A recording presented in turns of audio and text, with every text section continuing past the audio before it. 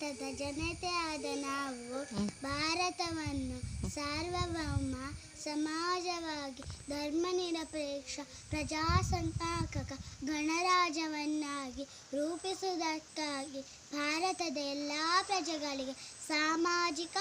ಆರ್ಥಿಕ ಮತ್ತು ರಾಜಕೀಯ ನ್ಯಾಯವನ್ನು ವಿಚಾರ ಅಭಿವ್ಯಕ್ತಿ ನಂಬಿಕೆ ಧರ್ಮ ಮತ್ತು ಉಪಾಸನೆಯ ಸ್ವಾತಂತ್ರ್ಯವನ್ನು ಸ್ಥಾನಮಾನ ಮತ್ತು ಅವಕಾಶಗಳ ದೊರೆಯುವಂತೆ ಮಾಡುವುದಕ್ಕಾಗಿ ವ್ಯಕ್ತಿ ಗೌರವ ದೇಶದ ಏಕತೆ ಮತ್ತು ಸಮಗ್ರತೆಗಾಗಿ ಎಲ್ಲರಲ್ಲಿ ಭ್ರಾತೃತ್ವ ಭಾವನೆಯನ್ನು ಮೂಡಿಸುವುದಕ್ಕಾಗಿ ದೃಢ ಸಂಕಲ್ಪ ಮಾಡಿ ನಮ್ಮ ಸಂವಿಧಾನ ಸಭೆಯನ್ನು 1949ನೇ ಇಸವಿಯ ನವೆಂಬರ್ ತಿಂಗಳ 26ನೆಯ ದಿನದಂದು